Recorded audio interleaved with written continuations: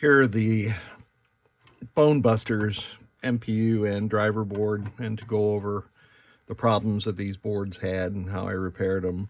One is I tested this driver board, as you'll see in this video, in my RoboWars. It tests every circuit that the driver board drives through these edge connectors. I only found one dead transistor. This is a MPS U45 from the factory, and I have a stock of those, so I replaced this one. These are kind of expensive at about $3.50 a pop.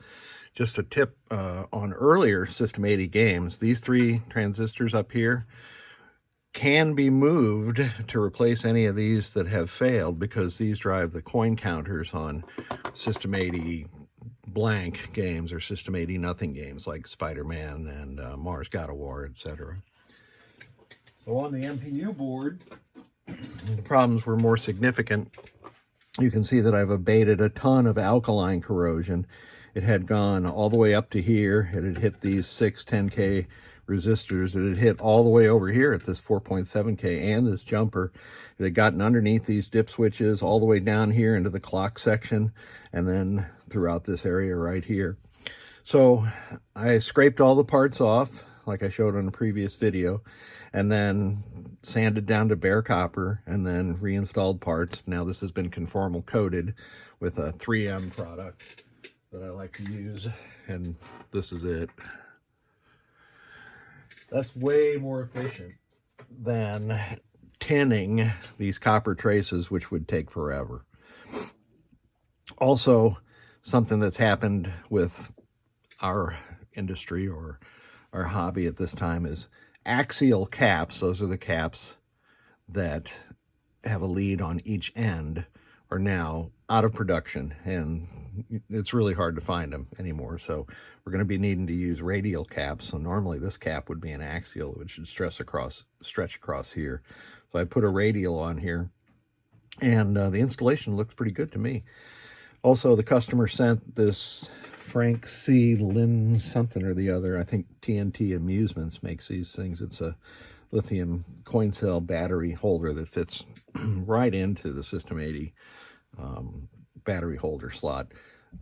I kind of like this thing. Now, normally I'd put an NVRAM in up here, but this is a kind of a nice solution, so I like that. So, and the other thing was that one of the pervasive problems with 80B games is that the daughter card that's normally here and looks like this, the joints, the solder joints underneath here fracture, and to make this right, you have to pull this daughter card off and then get in here and reflow the solder joints on all those headers.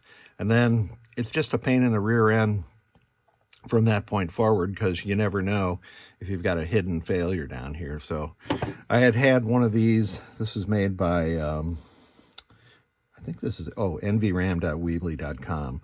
And this is a single board version of the more, I guess I'll say robust one that Great Plains Electronics makes. Now, none of the traces were torn up here because I took this off and I could get it off without damaging anything.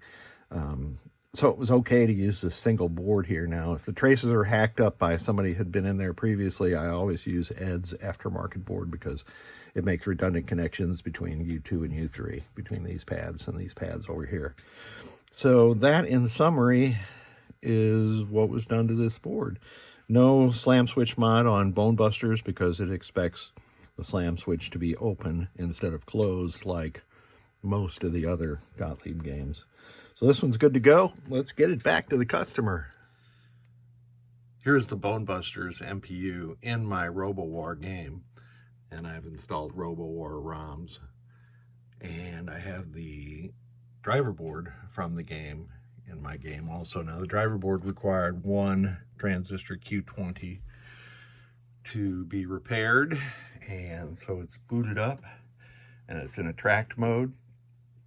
And this is the best way to tell if all the lamp inserts are being driven correctly. The Gottlieb System 80 lamp test is fairly lame. So I'm going to use my homebrew before I own some Pinatech equipment to walk through the tests on this board.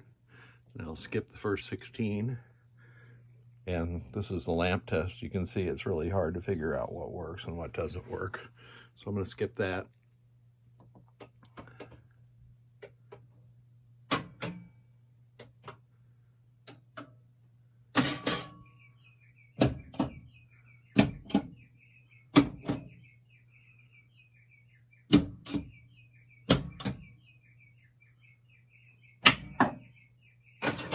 So you could hear something happen with each of those solenoid or lamp driver actuations. So I'm in switch test now, and I'm going to run down column 1, and I'm going to skip the 7th position because that is the button that advances the test. And this is row 1.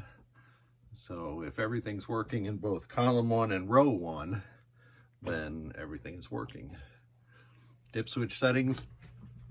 Since I installed new dip switches, the first 2 banks are zeros and the last 2 banks are whatever they were before they came to me. So you can see there, if you can read in hexadecimal, that's FF Charlie Baker. Charlie Bravo, I guess, sorry. Display test. And the client did send a display, and I'll roll that video in also.